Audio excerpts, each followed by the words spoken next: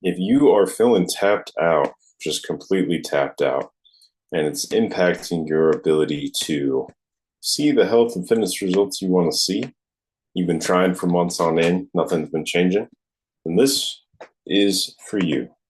My name is Ryan Sanders. I am the lead coach and owner of Project Fresh, and for over the last 13 years, I've helped people take control of their health by optimizing their performance and building sustainable habits that actually stick.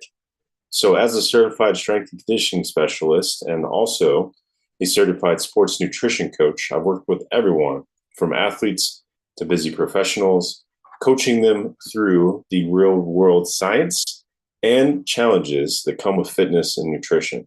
So, here I share the stories, the lessons, and the systems that make long term wellness possible. And so, what I'm going to be talking about today is, have you ever heard of fight or flight, or fight or flight versus rest and digest? Well, those are two aspects of the nervous system. And depending on which state that you're in, it's going to effectively contribute to and what shall I say, impact your results that you're looking for. Now, what are those common results? Well, oftentimes a lot of people are looking to lose weight, lose body fat specifically. Why do I know that? Number of Americans that are obese and overweight clinically. Now, why would I say clinically? Well, that is the actual medical designation for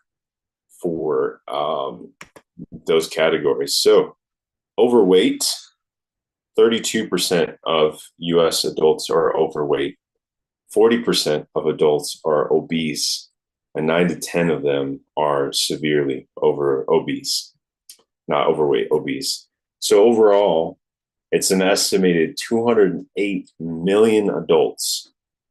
And this is coming from the National Institute of Health. So this is where all the data is for these things, coming from studies, clinical studies, peer-reviewed studies, aggregates of data that are collected. This is not anything other than data that's being taken. And if you know and live in the United States, you know how much companies and places like hospitals, right, which are companies, take data because the more data they have, the better that they can figure out how to make money and reduce their risk as a business, right?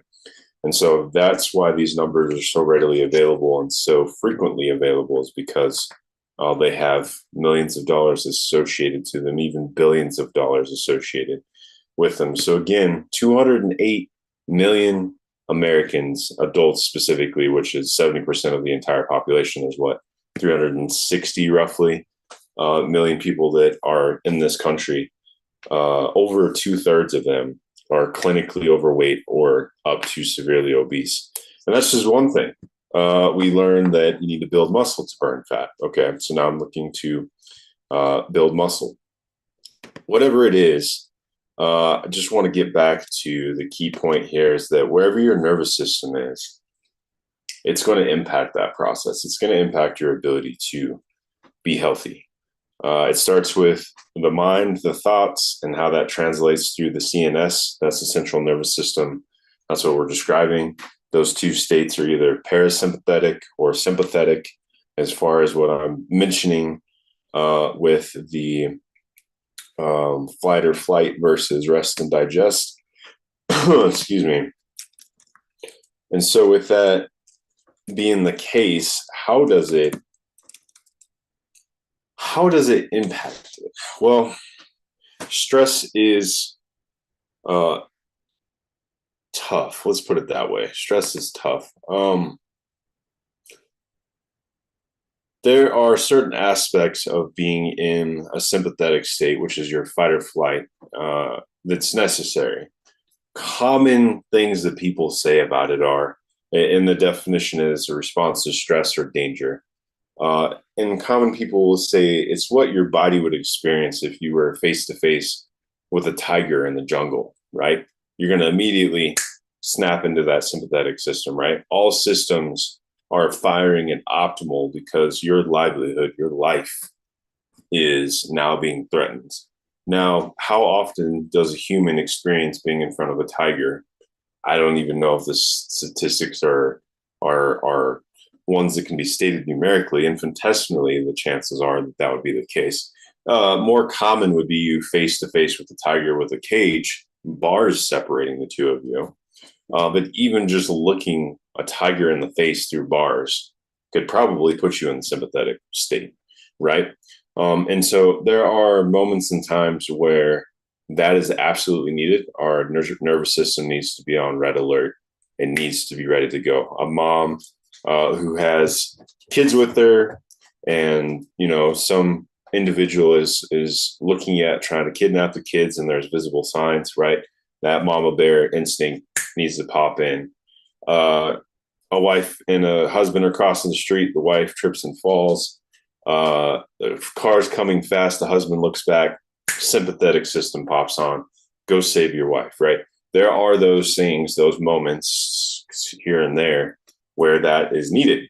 However, what's more common is work stress all the time, chronically under demand of hitting dates, hitting budgets, hitting whatever else. And then if you're under a supervisor or someone who is also or is in a sympathetic state, they're constantly in fight or flight. Their interpersonal skills are horrible, and they don't care about people. They just care about themselves, probably due to whatever issues are going on in their own life. That kind of environment over time can create or put you in a sympathetic space. If that is you, then stay tuned. However, on the other side of it, we can be in those environments, have those difficulties, and still be at rest, still be able to digest, still be able to be calm, right? Relaxed, restored. Heart rate is always low, right? Resting heart rate is in the 50s. Your breathing is optimal, it's rested. Your digestion is unimpacted, right? It's not having any pauses, right? Or any issues. The gut, the digestive system is getting blood versus not. And there's a lot of other different things there that come with it. I'm just referencing a visual that came up. I was doing some work on this with a AI chat bot. I'll share this with you guys so you can see it. And it actually gave me this visual. I didn't ask for it. I probably took this offline. There's no reference to who may have created the work. It may have generated itself based off of other photos. I've seen other photos like this online. But you start to get that sense of fight or flight, again, sympathetic, or rest and digest, the parasympathetic. So the rest and digest is on the left. Fight or flight is on the right. And so you start to see where there is these differences, right? Increased heart rate versus decrease, your constricted airways versus relaxed airways. Is this actually correct? This image doesn't even look right. Breathing on the sympathetic should be dilated in a fight or flight. Maximum oxygen intake for sympathetic. Relaxed airways, it should be constricted airways. So I think this is incorrect. So I'm going to drop this one. Yeah, so I think I'm going to delete that too because that's not accurate. Let's see here if I can find something really quick for us we can look at together. There's nothing as visually simple as that. This might work. But anyway, I think hopefully you guys get the point of this, and ultimately, there we go. Ultimately, this can impact your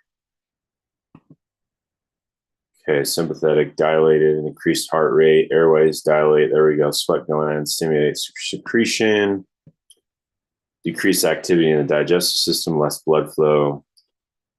Increase the rate of glycogen to glucose. Okay, yep.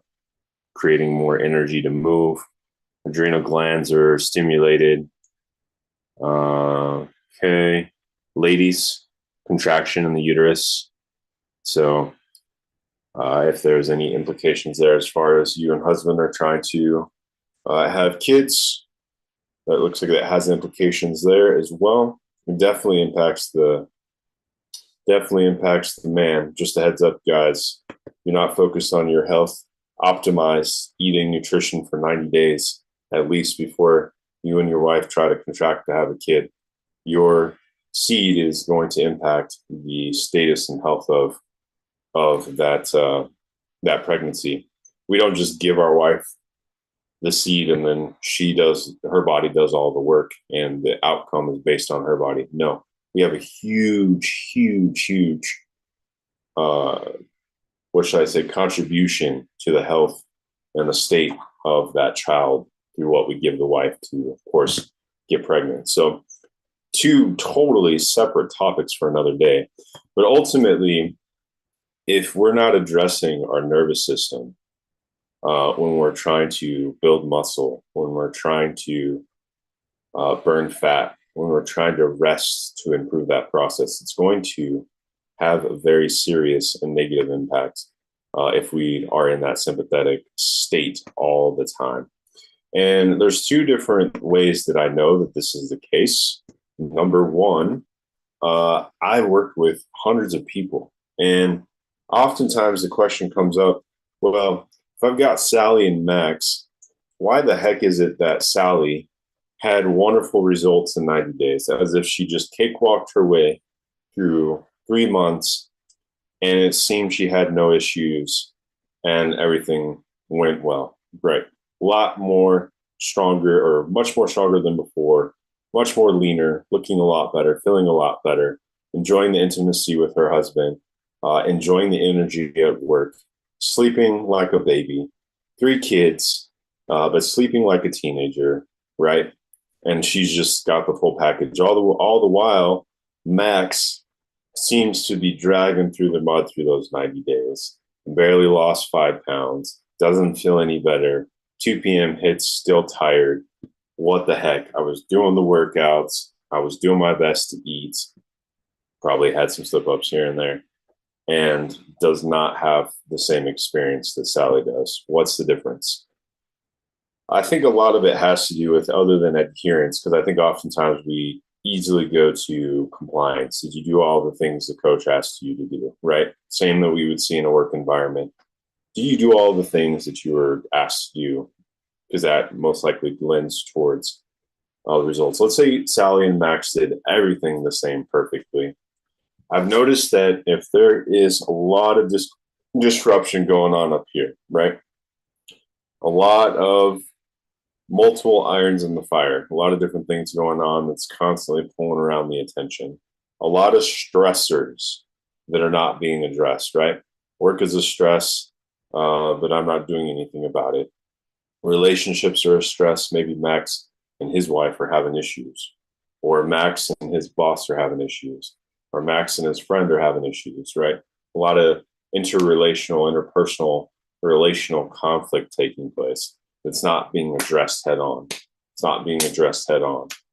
No counseling, no conversations, no necessary conflicts to address those issues, right? All the many different fires that Max is trying to put out at the same time. The mindset around this experience over the 90 days, constantly saying to himself, I don't know, I don't know, I don't know, I don't think this is going to work, right? Our mind is sending that signal to our body, and the body's saying, okay, it's probably not going to work. Okay, I shouldn't expect any changes. And despite all the right inputs, the body is listening to the mind, right? I've talked about this so many different times. Think, feel, do, results, right? Your thoughts, your feelings can influence how those results come from the actions we put in. And so if this is an issue, if this is the area of challenge for you, I've seen this across many clients. And I've shared stories with the clients who are having challenges. And they're like, yeah, that's not for me. And it's like, what do you mean it's not for you? Yes, it is for you. You're Max, you're no different than Sally, other than your thinking, right? If everything is the same, right? Obviously not the same, man versus woman, living in different environments, eating different foods, different in the personal relationships, work, blah blah blah. Fine. I've worked with all of those differences across the board, different walks of life, backgrounds, works, stressors, etc. I've got clients who have the results, and I have clients who don't. I have the same client over the course of a period of time who, in one season, has wonderful results, and then down the road, they've already had the results, and then all of a sudden, the results are elusive and don't come back. And this isn't working anymore. And now that cycle, right, mentally. So I want to tell you guys that a lot of this has to do with one, the mindset, two, the state of the nervous system, and three, I can back this up because I've experienced both sides of it myself personally. When I am relaxed, like when I came out here to Colorado with my wife when we first moved here, I was stretching and getting in all the things on a regular basis. We had just moved to a new place. It was really exciting to be here in a new place. Generally, everything is looking good. We're working on trying to find a house. Body is in a great state, feeling good at this point in time. No issues. Then I take on a few different things. They don't go well. Constant state of stress over the last 4 years or so. And now it's difficult. It's even difficult to get on the floor and stretch and do the things that would allow my body to release. And even when I do those things, the body is so tight and not releasing. Why? Head is in a mental state of stress and always, always, always need to be on. That is a sympathetic state. So I share this with you guys because anecdotally, personally, it's something I've experienced. I've seen many clients go through it over the years. Been doing this for over 13 years. Been coaching hundreds of people. And so if you don't address that, then it's going to be a challenge, right? And so I just want to leave you guys with this. I've shared with you guys my faith. One of the things that has stood out to me most recently is Psalms 127. But what's standing out to me right now that I want to share with you guys is Psalm 139. I'll just share this with you guys and wrap up. Search me, O God, and know my heart. Test me and know my anxious thoughts. This is verse 23 from 139, Psalm 139. Verse 24, point out anything in me that offends you and lead me along the path of everlasting life. And that just really stood out to me in so many different ways that and I've got a few other things. If you follow us on Instagram, check out what I'm sharing from Preston Morrison today. He's just dropping freaking gems. If you're a person who feels like everything rides on you, and I mean, I can relate, it's family, it's all the different responsibilities, it's your background, and I should be producing more. Why am I not? All those different things. If you feel like everything's riding on you, drop that in the comments. I'm feeling the weight of life. I'm feeling the challenges of what we're going through right now. Drop in the comments. Challenged. Okay, the word challenge. Love to connect with you further. This is what's speaking to me. Absolute, utter, and total surrender. Right? Test me and know my anxious thoughts. Point out anything in me that offends you. And I think it was Psalm, going through the Psalms today. I'll finish with this one because I had it 147. Let's see if I have it.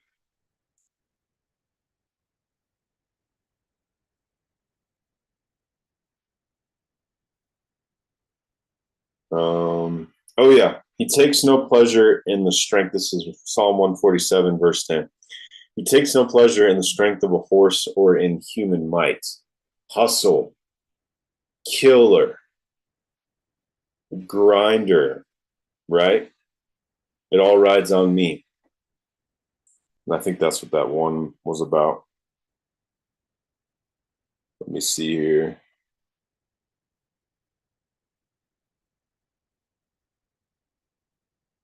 Um, yeah. Yeah, savage. I'm a savage, right? That's really a part of the really a part of the culture right now, right? He takes no pleasure in the strength of a horse or in human might. That's all predicated on human might. No, the Lord's delight is in those who fear him, those who put their hope in his unfailing love. Verses 10 and 11, Psalms 147. I don't even know if anybody's going to watch this. If you do, great. I'm glad to have you. Really a pleasure. I'm saying this to myself. This is where I'm at. This is what I'm feeling. Against the culture, against the grind of the grind. I'm hearing this. I'm seeing this. You know, if you're a savage, I feel bad for you, is the message I'm getting right now. It's like, holy cow, that's heavy. However, I see how much it impacts the nervous system to do and to be like that in that way. So that's the title for today, Tapped Out. If you are experiencing delays in seeing the health that you want to see, chances are it could have to do with your nervous system. Seek out a professional, someone who's going to be in the mental health services side of things, psychologist, psychiatrist, a coach who specializes in it. I'm not a specialist today. I'm just bringing awareness to it and work it out. Your faith leader, right? Somebody in your church body who has the skills, the experiences, who can speak to this and get that help, because it is going to make a big difference. I actually used fitness to help me overcome depression at the age of 25. That's when I started Spartan races. Ran into someone that I kind of knew, and she introduced me to her whole group. And out of that came a couple of guys. One in particular I still stay up with from time to time. Ran some races with them. Didn't connect with them much further, but went on to do other races. Brought in friends, or did them by myself. And over that course of those 2 years, it was an explosion of joy and enthusiasm back into my fitness, my own personal fitness. And most people are like, wow, you sound like an athlete. It's like, well, yeah, I mean, to push yourself hard in a Spartan race isn't easy. I'll say that much. But ultimately, if there's anything here that's catching your eye, catching your attention, please, by all means, get the nervous system checked out and do whatever it takes to put yourself in a space and status of rest. I understand the pressures of not having money, of being under the gun, of having to put yourself in positions to make ends meet. I totally get it. I'm there myself. And just keep rocking it. If anything, today's Money Launch Live is an encouragement to those of you who are maybe in a similar space like me. So that being said, we'll see you guys on the next one. Coach Ryan here with Project Fresh will be here. Same time, same place next Monday. And today's June 1st. So I hope you guys are having a great start to June. I'm seeing all the grad parties and cars marked up with congrats grad, and saw someone outside a restaurant this weekend with her tassel and gown. I don't know, she's waiting on somebody to just say congrats to her. So for those who are graduating, high school, undergraduate, graduate, PhD, postdoc, congrats, going out and getting that degree. It makes all the difference. I got my civil engineering degree from Northwestern University, just north of Chicago, changed my life. And so I understand the power of education, and I hope you guys are celebrating and enjoying it. So congrats to all the grads. We'll see you guys next week on the 8th, same time, same place, and maybe I'll continue this theme around